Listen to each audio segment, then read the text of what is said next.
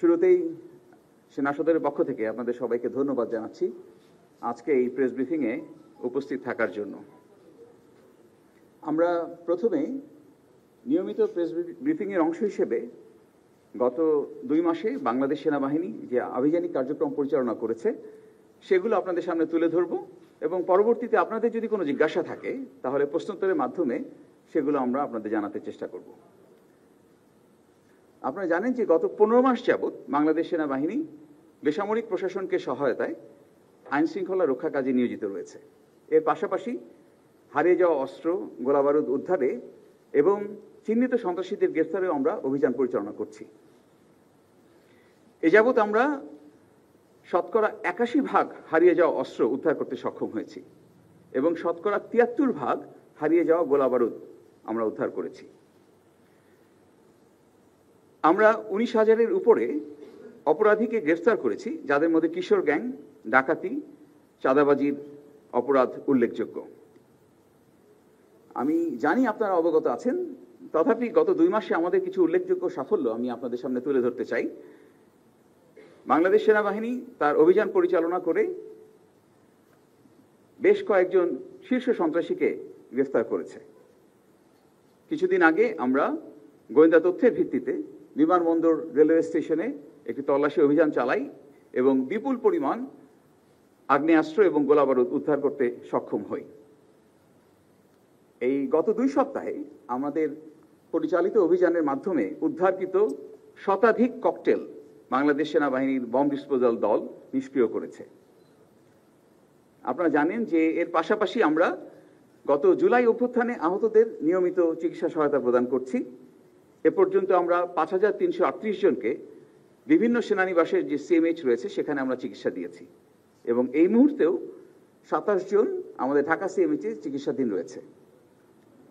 দেশের অভ্যন্তরে সাম্প্রদায়িক সম্প্রীতি বজায় রাখার পাশাপাশি আমরা কূটনৈতিক ব্যক্তিবর্গ এবং দূতাবাসগুলোকে নিরাপত্তা প্রদান করে যাচ্ছি।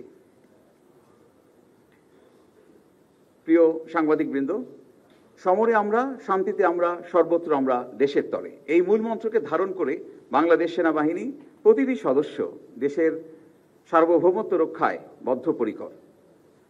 আপনারা জানেন মাননীয় প্রধান উপদেষ্টা একটি সুষ্ঠু, সুন্দর, নিরপেক্ষ এবং উৎসবমুখ নির্বাচনের জন্য সকলকে প্রস্তুতি গ্রহণ করার নির্দেশ প্রদান করেছেন।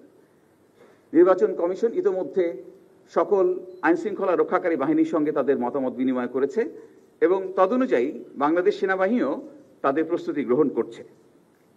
আমি আপনাদের আশ্বস্ত করতে চাই, বাংলাদেশ সেনাবাহিনী সম্মানিত সেনাবাহিনী প্রধানের দিক নির্দেশনায় সংশ্লিষ্ট মন্ত্রণালয়, আইনশৃঙ্খলা রক্ষাকারী বাহিনী, স্থানীয় প্রশাসন, গণমাধ্যম এবং জনগণকে সাথে নিয়ে একটি সুষ্ঠু এবং অবাধ নিরপেক্ষ নির্বাচনের জন্য নির্বাচন কমিশনকে সকল ধরনের সহায়তা দিতে সর্বদা প্রস্তুত থাকবে। সবাইকে ধন্যবাদ। এবার আপনারা আপনাদের প্রশ্ন করতে পারেন।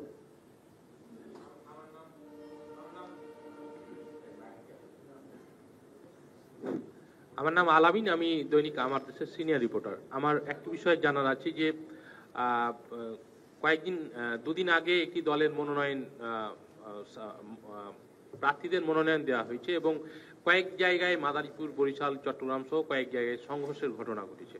তো এখানে আইন শৃঙ্খলা পরিস্থিতি কিছুটা বিঘ্ন হয়েছে, বিষয়টি আপনাদের নজরে রয়েছে কিনা? যখনই আইন শৃঙ্খলা রক্ষার বিষয় আসে অবশ্যই সেটা আমাদের নজরের বিষয় এবং আমরা সর্বক্ষেত্রেই বাংলাদেশ সেনাবাহিনী আইন শৃঙ্খলা রক্ষাকারী বাহিনীগুলোকে যথাসম্ভব সহায়তা প্রদান করে আসছে। আসসালামু আলাইকুম, আমার নাম ফয়সাল হোসেন, আমি চ্যানেল 24-এ কাজ করি। সম্প্রতি সময়ে একটা গুঞ্জন আমরা শুনতে পাচ্ছি যে আসন্ন নির্বাচনের আগে যেই অন্তর্বর্তী সরকার রয়েছে এটার একটা পরিবর্তন আসবে, তত্ত্বাবধায়ক সরকার আসবে বা নির্বাচনী একটা সরকার এসে তার অধীনে নির্বাচন হবে। তো সেক্ষেত্রে নির্বাচনটা পেছানোরও সম্ভাবনা অনেক জায়গায় শোনা যাচ্ছে। তো আপনারা কি বিষয়টা অবগত আছেন কিনা? আমি ইতিমধ্যে উল্লেখ করেছি আমার বক্তব্যে যে বাংলাদেশ সেনাবাহিনী একটি সুষ্ঠু, অবাধ, নিরপেক্ষ নির্বাচনের জন্য সরকারের যে ইচ্ছা এবং গাইডলাইন দেয়া আছে এবং নির্বাচন কমিশন যেভাবে তাদের নির্বাচনের পরিপত্র প্রকাশ করবে সেই অনুযায়ী বাংলাদেশ সেনাবাহিনী সর্বাত্মক সহায়তা প্রদান করবে। জি, আমার নাম ইশতিয়াক ইমন, আমি চ্যানেল ওয়ানে কাজ করি। গতকাল আরপিও সংশোধন হয়েছে এবং সেখানে সেনাবাহিনীকে নির্বাহী ক্ষমতা দেওয়া হয়েছে আইন শৃঙ্খলা রক্ষায়। সেখানে সামাজিক যোগাযোগ মাধ্যমকে বারবারই বলা হচ্ছে যে একটি বড় থ্রেট, এবং সরকারও মনে করছে এটি চ্যালেঞ্জ। বাংলাদেশ সেনাবাহিনী এই সামাজিক যোগাযোগ মাধ্যমে যে ধরনের গুজব বা যে চ্যালেঞ্জগুলো আসবে নির্বাচনে, সেটি মনিটর বা সেটি নিয়ন্ত্রণে কোনো কাজ করবে কিনা? যোগাযোগ আপনারা এই প্রশ্নের উত্তরে আমাদের সঙ্গে উপস্থিত আছেন সম্মানিত জেনারেল অফিসার কমান্ডিং। আমাদের বক্তব্যের শেষ পর্যায়ে এই প্রশ্নের উত্তর আমরা আপনাদেরকে জানিয়ে দিব।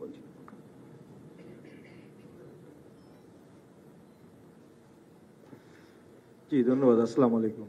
আমি এস এম মিন্টু, দৈনিক নয়া দিগন্ত পত্রিকায়।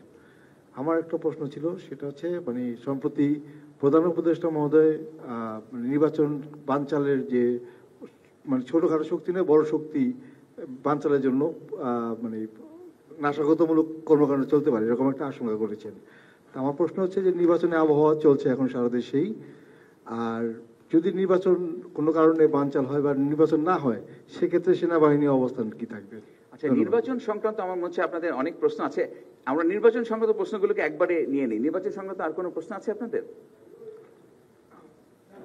জি, আমি সবাব সময় টিভি থেকে। আমার প্রশ্নটা ছিল যে নির্বাচনকালীন সময় সহিংসতা কিংবা যে কোনো পরিস্থিতি মোকাবেলা করতে সেনাবাহিনী তো প্রস্তুত আছে, এটা আমরা জানি। তবে সেনাবাহিনীর যে জনবল, সেক্ষেত্রে অপ্রতুল মনে করছেন কিনা, যেহেতু পুরো দেশে অনেকগুলো কেন্দ্রে অনেক জায়গায় সব জায়গায় তো একসাথে ভোট হবে, তো সেখানে পর্যাপ্ত কি আসলে সেনাবাহিনীর সে জনবল আছে? না থাকলে সেখানে কি করার থাকবে, বা অন্য বাহিনীকে আপনারা কিভাবে প্রস্তুত করছেন?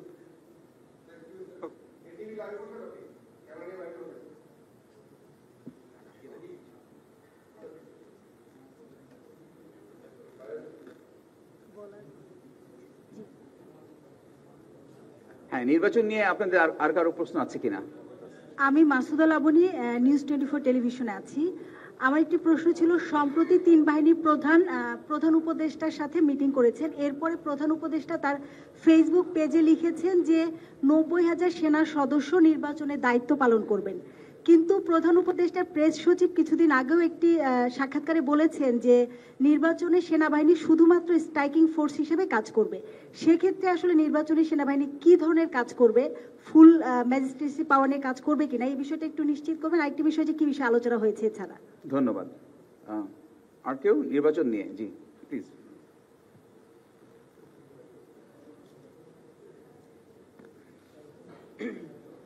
হ্যালো, হ্যাঁ সালামালাইকুম। আমার নাম কাজী সোহাগ, আমি বাংলাদেশ। জি,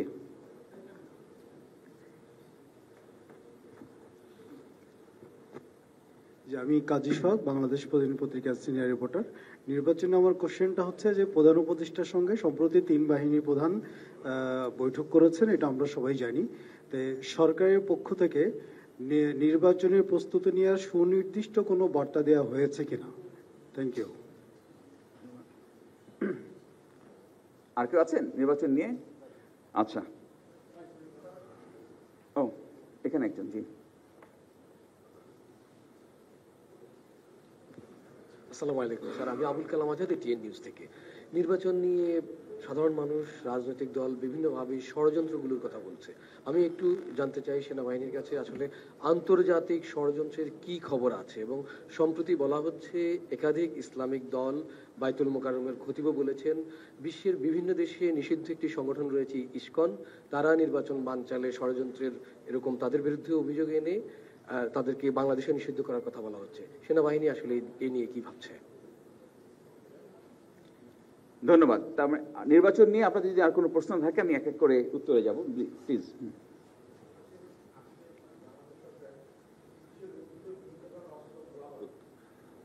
উদ্ধারের জন্য আর্থিক পুরস্কার ঘোষণা করেছে।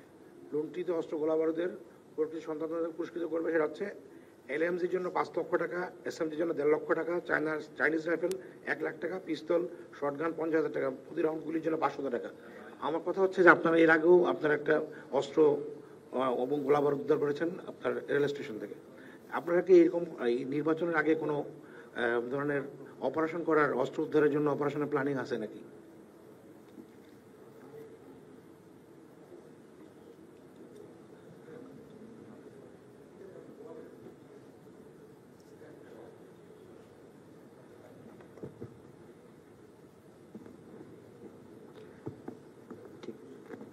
জি, আমি আরিফুর রহমান সবুজ, যমুনা টেলিভিশন থেকে।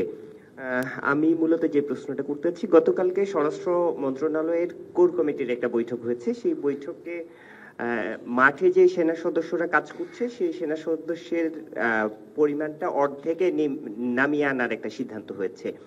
তো বর্তমান যে আইন শৃঙ্খলা পরিস্থিতি সেটা নিয়ে জনমনে এমনিতেই কিছুটা আতঙ্ক আছে।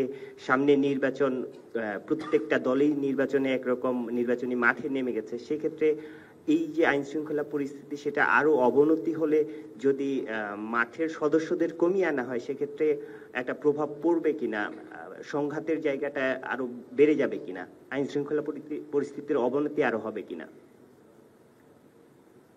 আর কেউ আছেন নির্বাচন নিয়ে? আচ্ছা, যদি ওকে, থ্যাংক ইউ স্যার। যদি না থাকে আমি এক এক করে যাচ্ছি। প্রথমত হচ্ছে যে মাননীয় প্রধান উপদেষ্টার সঙ্গে 3 বাহিনী প্রধান দেখা করেছেন।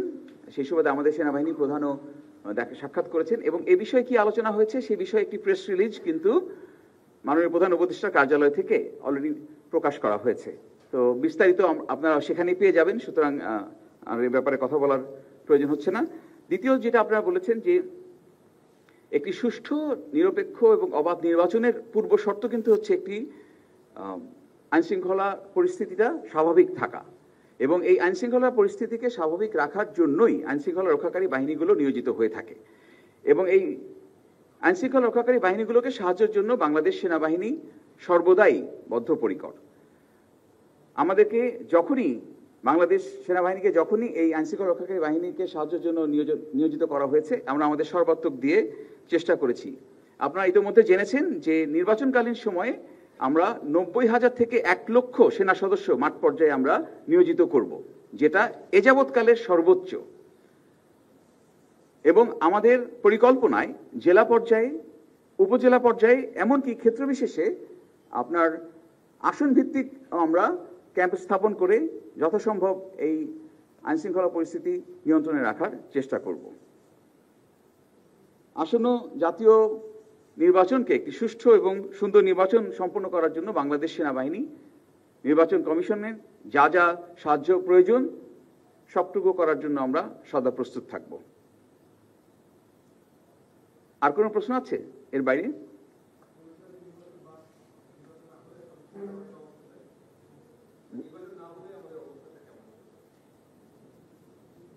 আমরা সকলে মিলে একটি সুষ্ঠু সুন্দর নির্বাচন সম্পন্নের জন্য সকল ধরনের প্রস্তুতি গ্রহণ করছি।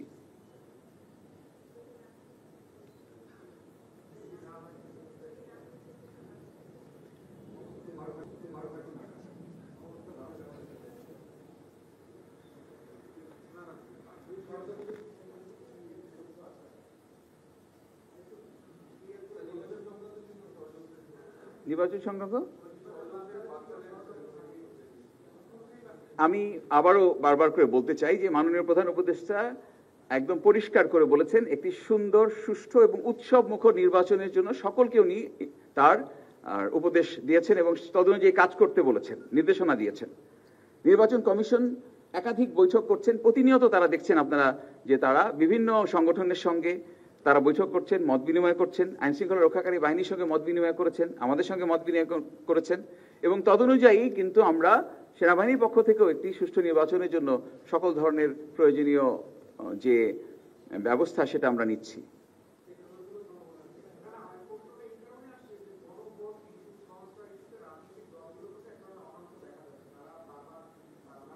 বলছেন যে কারণেই আসলে নির্বাচন নিয়ে মানুষের মধ্যে এক ধরনের সংশয় দেখা দিয়েছে যে গণভোট ইস্যুতে কি হবে, সংস্কার ইস্যুতে কি হবে, এবং সরকারের পক্ষ থেকেও কিন্তু রাজনৈতিক দলগুলোর উপরে ফয়সালা ছেড়ে দেওয়া হয়েছে। সেই কারণেই আসলে মানুষের মধ্যে বারবার প্রশ্ন যে নির্বাচনটা আসলে হবে কিনা, যদি নির্বাচন না হয় বা পেছানো হয় সেই ক্ষেত্রে সেনাবাহিনীর অবস্থানটা কি হবে?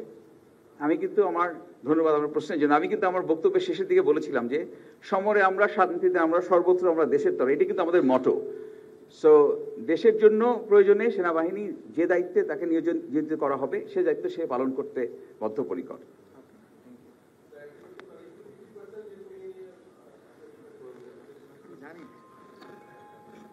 যে পরিপত্রের কথা, আচ্ছা হ্যাঁ, 50%, হ্যাঁ আমরা এই পত্রটি আমরা পেয়েছি এবং সে তদনুযায়ী ওখানে আইন শৃঙ্খলা রক্ষার পরিস্থিতি বা পরিস্থিতিটাকে ধর্তব্যের মধ্যে নিয়ে যেভাবে করণীয় আমরা সে ব্যবস্থা গ্রহণ করব।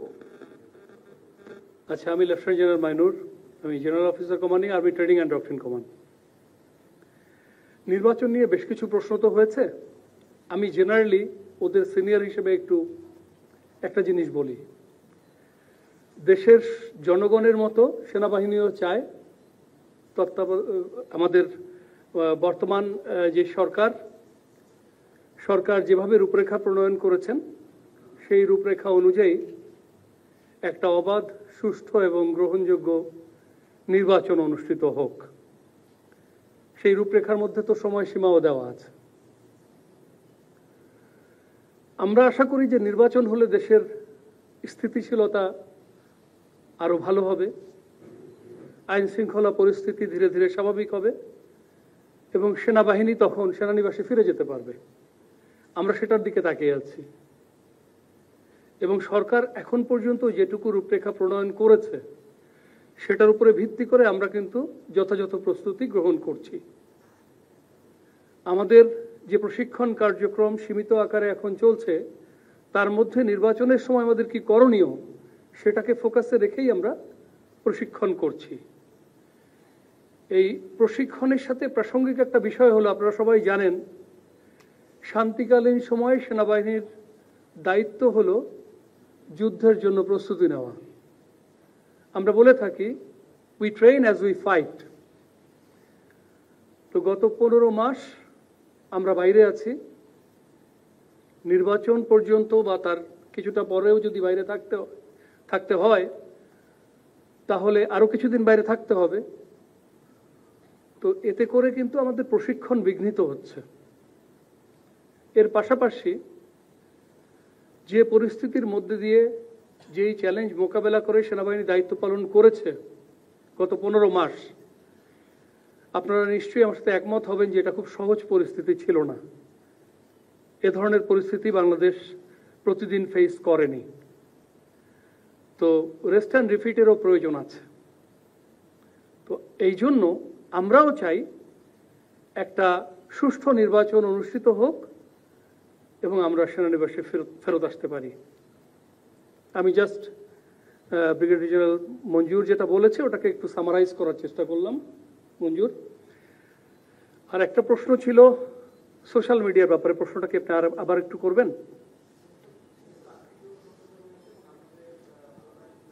এখন যেহেতু নির্বাচনে আপনারা নির্বাহী ক্ষমতাটাও পাচ্ছেন, সেখানে সরকারের পক্ষ থেকে বারবার বলা হচ্ছে যে সোশ্যাল মিডিয়া এখন বড় চ্যালেঞ্জ এবং এখানে নানান ধরনের গুজব সৃষ্টি হচ্ছে, তৈরি হচ্ছে, নির্বাচনে আরো তৈরি হবে। সেটা নিয়ন্ত্রণে আসলে সেনাবাহিনী আলাদা কোনো উইং করবে কিনা বা এই পরিস্থিতি কিভাবে নিয়ন্ত্রণ করবে?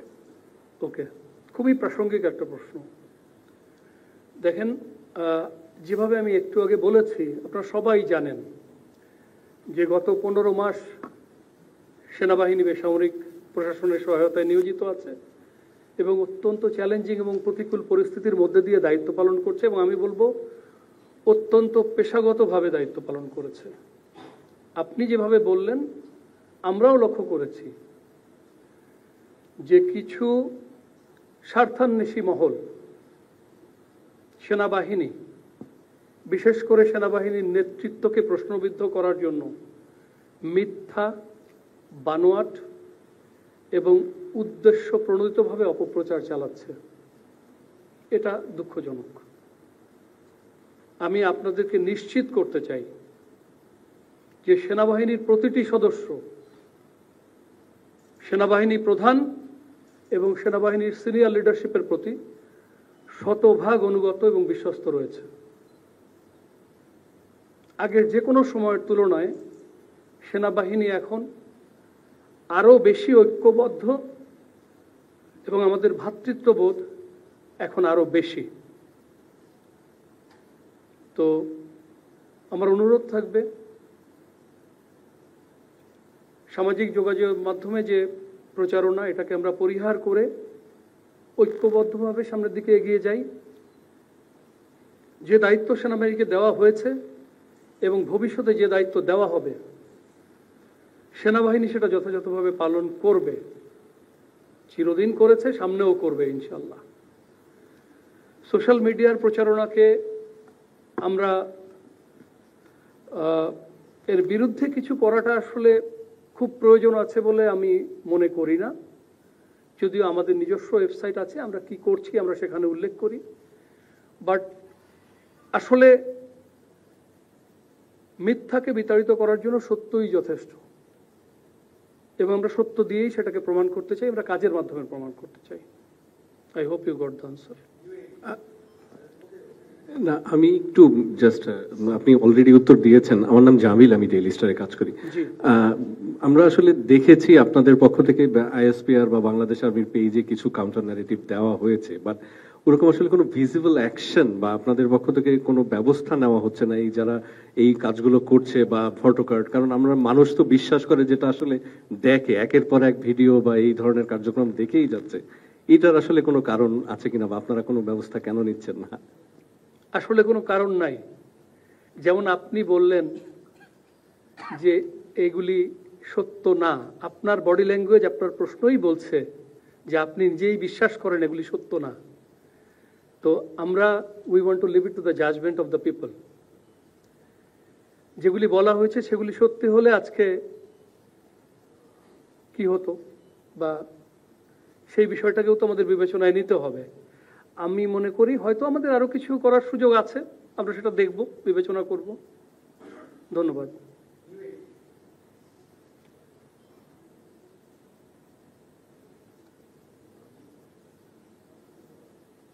সরি, আমি মুস্তাফিজ, নিউ এজে কাজ করি।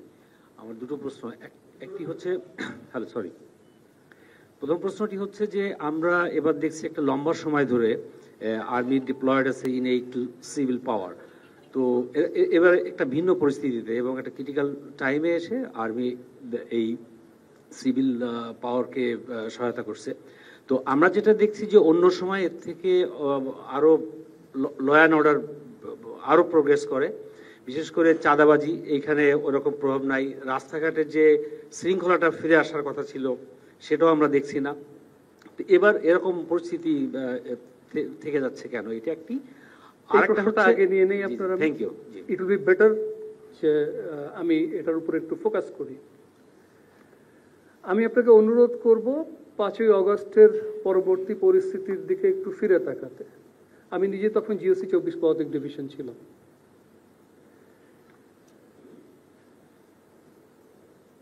পনেরো বছর যে আবেগের প্রকাশ ঘটানো যায়নি, যে অনুভূতিগুলিকে বলা যায়নি, সেটার একটা বহিঃপ্রকাশ, আউটবার্স্ট তো আছে। এবং রাষ্ট্রযন্ত্রের অনেক মেশিনারি কিন্তু তখন কিছুটা হলেও অকার্যকর হয়ে পড়েছিল, এটা তো বাস্তবতা। এরকম একটা এক্সেপশনাল সার্কামস্টান্সে আপনি একটা পারফেক্ট আউটকাম আশা করতে পারেন না। সেনাবাহিনী এই সময়ের মধ্যে কুমিল্লা নোয়াখালীর বন্যা থেকে শুরু করে বিভিন্ন সরকারি দাবি দেওয়া থেকে শুরু করে বিভিন্ন বাহিনীর মধ্যে আনরেস্ট থেকে শুরু করে বিভিন্ন পুলিশ স্টেশনকে রক্ষা করা থেকে শুরু করে ট্রাফিক দায়িত্ব পালন করা থেকে শুরু করে এমন কোনো কাজ নাই যা এই সীমিত জনবল দিয়ে করে নাই। এখন 40 বা 50 হাজার সেনা সদস্য যাদের প্রাথমিক কাজ কিন্তু এটা না, তারা তাদের সর্বোচ্চ দিয়ে কিন্তু চেষ্টা করে গেছে। এখন আপনি যে প্রশ্নটা করেছেন উন্নতি হয় নাই কেন, আমি যদি বলি যে আমরা না থাকলে অবনতি কতটা হতো সেটা আপনি ধারণাও করতে পারবেন না। I think that will be the right perspective to look at things. I hope I have answered your question. দ্বিতীয় প্রশ্ন করেন। আমি জামিল হাসান শিপু, ইত্তেফাকে আছি। সম্প্রতি বাংলাদেশ সেনাবাহিনী এই বিমানবন্দর রেল স্টেশনে আপনার বনলতা এক্সপ্রেস ট্রেন থেকে বিপুল পরিমাণে অস্ত্র এবং গোলাবারুদ উদ্ধার করেছে, এবং যেগুলি এসেছে সীমান্তের ওপার থেকে এবং যার দিক ছিল রাজধানী।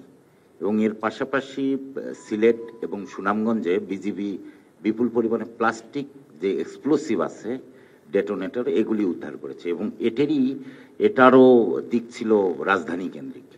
এর পাশাপাশি আমাদের পার্বত্য চট্টগ্রাম এলাকাতে সম্প্রতি যে একটু অস্থিতিশীল অবস্থা যে বিরাজ করছিল, সেখান থেকে বাংলাদেশ সেনাবাহিনী রাঙামাটি, খাগড়াছড়ি এবং বান্দরবন থেকে বিপুল পরিমাণে অস্ত্র উদ্ধার করেছে। তো সামনে যে একটি নির্বাচন আসছে এবং বলা হচ্ছে যে এই অস্ত্র বাইরের দেশ থেকে যখন আসছে নির্বাচনকে বানচাল করার চেষ্টা করা হচ্ছে।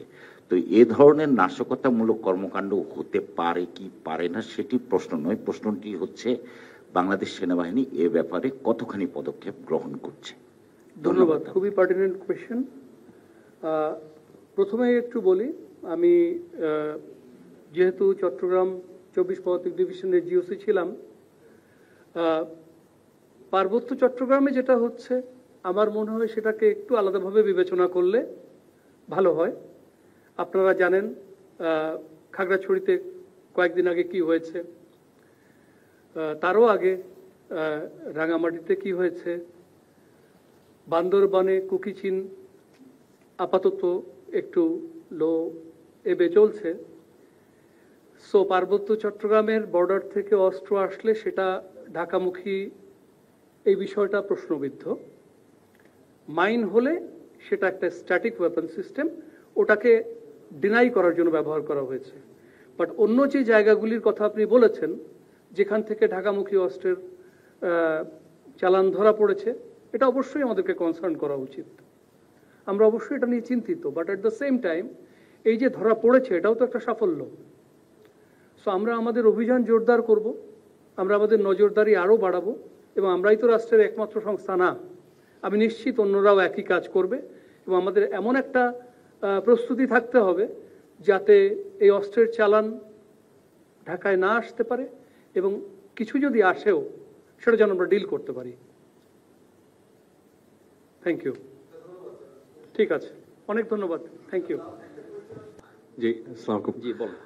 আমি একটু জানতে চাইছিলাম যে আপনাদের লাস্ট যে ব্রিফিং এ যে বিষয়টা আনা হয়েছিল যে সেনা আইন এবং আইসিটি অ্যাক্টের যে মানবাধিকার বিচারের যে কিছু মানে পার্থক্য রয়েছে, যে আইনের যে কিছু কিছু বিষয় অসঙ্গতি বা আপনাদের পক্ষ থেকে একটা জানার বিষয় ছিল যে এই আইনটা আসলে আমাদের উপরে মানে সেনা আইনের উপরে কতটুকু করা যাবে। আপনারা কি লিখেছেন কিনা বা ওই আইন পরিবর্তন বা কোনো রেসপন্স পেয়েছেন কিনা বা আপনারা কি পদক্ষেপ নিচ্ছেন একটু যদি বলতেন। এটি একটি আইনি প্রক্রিয়াগত বিষয়। আপনারা জানেন যে আর্মি অ্যাক্ট 1952 এবং আইসিটি অ্যাক্ট 1973 দুইটা স্পেশাল অ্যাক্ট। তো সেদিন আমাদের এজি বাহাদুর যেভাবে বলেছিলেন যে এই দুটো স্পেশাল অ্যাক্টকে আমরা কখনো সম্মুখে দাঁড় করাবো না। আইসিটি অ্যাক্টের অধীনেই বর্তমানে মামলাটি পরিচালিত হচ্ছে। আমরা সরকারের সাথে এঙ্গেজমেন্টে আছি, আমরা রেডিও আছি, আমরা আইনের প্রতি শ্রদ্ধাশীল। দেশের যে প্রচলিত আইনগুলো আছে সেটার মধ্যে যেভাবে বিচার হবে আমরা চাইবো যে সরকার একটি স্বচ্ছ প্রক্রিয়ার মাধ্যমে বিচারটি সম্পূর্ণ করবে। সেই সাথে আমি এটাও বলতে চাই যে যারা গুম খুনের শিকার হয়েছে তাদের পরিবারের প্রতি এবং তাদের প্রতি আমরা সহানুভূতিশীল, এবং একই সাথে আমাদের যারা অফিসাররা আছেন তাদের যে রাইটস আছে, রাইটস অ্যান্ড প্রিভিলেজেস, সেটার সম্পর্কেও আমরা ওয়াকিবহাল আছি এবং আমরা সেটার ক্ষেত্রেও সরকারের সাথে যোগাযোগ রাখছি। এবং আমরা দুইটা অ্যাক্টকে সামনাসামনি দাঁড় করাবো না। সরকার যেটাকে ভালো মনে করে সেভাবেই যেন এটা এগিয়ে যায়, সেভাবেই আমরা এগিয়ে যাচ্ছি। আমরা প্রস্তুত আছি, যদি এটা আর্মি অ্যাক্টের অধীনে বিচার করতে বলে তাহলে আমরা করতে পারবো, সেভাবে আমরা প্রস্তুতি নিচ্ছি। একটু সাপ্লিমেন্ট যদি করি, যেহেতু আপনি করছেন যে ওদের বিচার আইসিটি, ওনাদের বিচার আইসিটি একটাই হচ্ছে, তাহলে ওনাদের কি এখন চাকরি বহাল আছে? এটিও আরেকটি আইনি প্রক্রিয়াগত বিষয়। আপনি নিশ্চয়ই যে third amendment to the rule ICT act 1970 যে থার্ড অ্যামেন্ডমেন্ট 6 অক্টোবর যেটা প্রকাশিত হয়েছিল সেটার কথা বলছেন। সেখানে যে disqualification to have any public office, to hold any public office, সেটার ব্যাপারে ইন্টারপ্রিটেশনের একটা প্রবলেম বলবো না, ইন্টারপ্রিটেশনের প্রবলেম আছে। সেটা হচ্ছে যে এটাকে বিভিন্নভাবে ইন্টারপ্রেট করা যেতে পারে। সেটার ব্যাপারে সরকারের সাথে আমাদের এঙ্গেজমেন্ট জারি আছে। আমরা এটার ব্যাপারে একটা ক্লিয়ার নির্দেশনার অপেক্ষায় আছি। আমরা চাইবো যে এই ব্যাপারটা আরো পরিষ্কার হবে। যদি এটাকে ডিসকোয়ালিফিকেশন বলতে টার্মিনেশন বোঝায় তাহলে সেটা কিভাবে টার্মিনেশন হবে সেটাও ওখানে পরিষ্কার করে বলা নাই। পাবলিক অফিস, সেনা অফিসারদের ক্ষেত্রে পাবলিক অফিস হোল্ড করছে, এটা কি নিশ্চিতভাবে বলা যাবে কিনা সেটার ব্যাপারে ক্ল্যারিফিকেশনের সুযোগ রয়েছে। তো এটার ব্যাপারে আমরা এঙ্গেজমেন্ট জারি আছে। আমরা আশা করব যে একটা সুষ্ঠু সমাধানের পথে আমরা এগোতে পারবো এবং একটা ভালো রেজাল্ট আমরা পাবো ইনশাআল্লাহ। ধন্যবাদ সবাইকে। আসসালামু আলাইকুম।